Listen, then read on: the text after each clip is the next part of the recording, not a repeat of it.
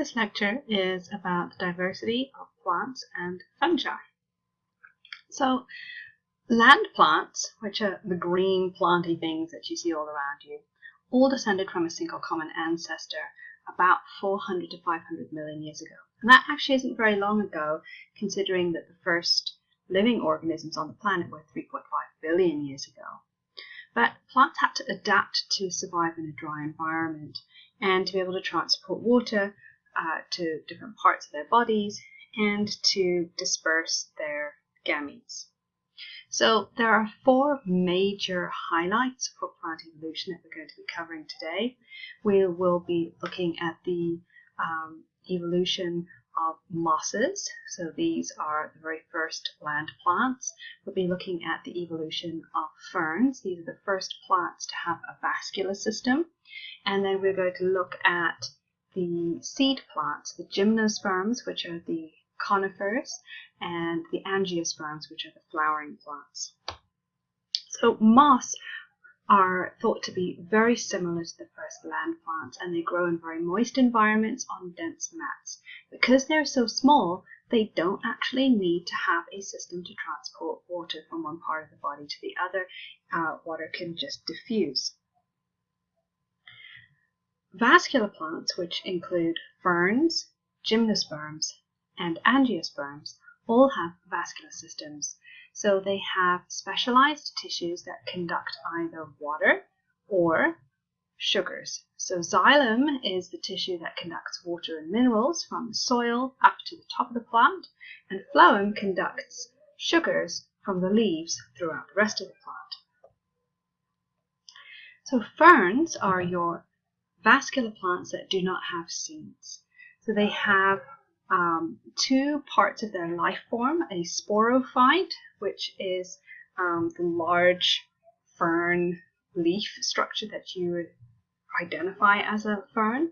And then they have something called a gametophyte, which is a small haploid multicellular form that is involved in the reproductive cycle. Now, ferns actually still have to have water for a part of their life cycle because they have sperm that have flagella and swim. The rest of the seeded plants fall into two groups, the gymnosperms and angiosperms. And one thing that they have in common is both gymnosperms and angiosperms have pollen. So that's where the sperm are wrapped up and packaged into a pollen grain that can be blown by the wind or transported by an animal. So this is a major innovation because now you don't require water to fertilize your eggs. You can use other forms of transport. The gymnosperms include the pines and the cycads, ginkgos, and a strange group called the gnetophytes. Whereas the angiosperms are the flowering plants. Angiosperm means enclosed seed. The ovule, which is where the eggs are found, are enclosed within a modified type of leaf that's called a carpel or a pistil. And that provides protection for the flower. Now, when you see a flower, remember, you're looking at the reproductive organs. The male parts of the flower are called stamen, and they consist of two parts, the anther and the filament. The anther is the pollen-producing or the sperm-producing part of the plant, and the filament is a long, thin tube that basically holds up the anther in a good position for those pollen grains to be distributed. The female part of the plant is called the pistil, and it consists of a stigma, style, and ovary. The ovary produces the egg, and the stigma is a landing platform for pollen. Pollen will land on top of the stigma, produce a pollen tube that moves all the way through the style, and the sperm will swim down into the egg, which is found in the ovary. Now, fungi are your second group of multicellular eukaryotic organisms. So you looked at plants, which are multicellular eukaryotic organisms, but they're very different from plants because they don't photosynthesize. They're heterotrophs. They actually eat other things, but unlike animals, they digest their food externally. And their bodies are constructed of woven cells called hyphae, and they reproduce by releasing spores.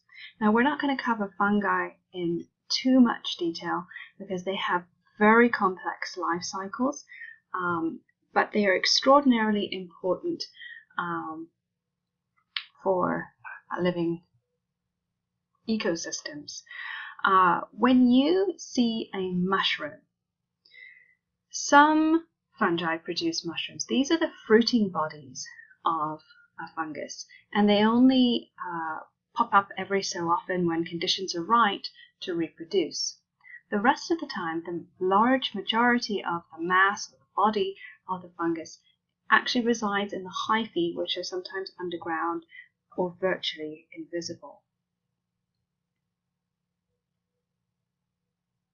So fungi and bacteria are the principal decomposers of ecosystems. What they do is they help to return nutrients to the soil and make them available for plants again. There are fungi that are parasitic, so about 30% of the 100,000 known species are parasites. And about 50 species of fungi are known to be parasitic in humans and other animals. So some examples of parasitic fungi include jock itch or athlete's foot. So those are in the group called tinea. And if you get one of those infections, you would probably need to go and get some cream from the pharmacy or from your doctor. There are some other parasites that cause problems for plants. So, for example, in the bottom picture here, you see some trees that have been infected by fungal disease, and that kills them off.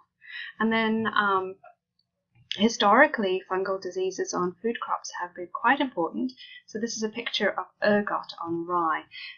It's a type of fungus that produces a compound which, when consumed by people, gives them hallucinations. And it's actually thought that the Salem witch trials, the women who were psychologically affected by ergot poisoning were considered to be witches at that point in time. But remember, fungi are really important because they help to keep ecosystems stocked with the nutrients that plants need to grow. And there are also molds. Molds are single-celled fungi. You can find them on your fruit, on loaves of bread if you leave them too long, and on human-made materials. Now, fungi are actually commercially important. We use them in food and in baking. So when you make bread, you put yeast in your bread, and the yeast is a type of fungus that will break down sugars to make carbon dioxide and ethanol. And when you're baking your loaf of bread, what happens is the heat of the oven evaporates off the ethanol, but the carbon dioxide bubbles help to leaven the bread and make it nice and bubbly. And when you're making beer or wine, the desired product is the ethanol, not the carbon dioxide, but the carbon dioxide can make bubbles, such as in beer. And in some types of cheeses, they deliberately inoculate the cheese with certain types of fungus to create nice flavors. So Penicillium roqueforti gives you a flavor of blue cheese. And fungi are important producers of antibiotics. So Penicillium is a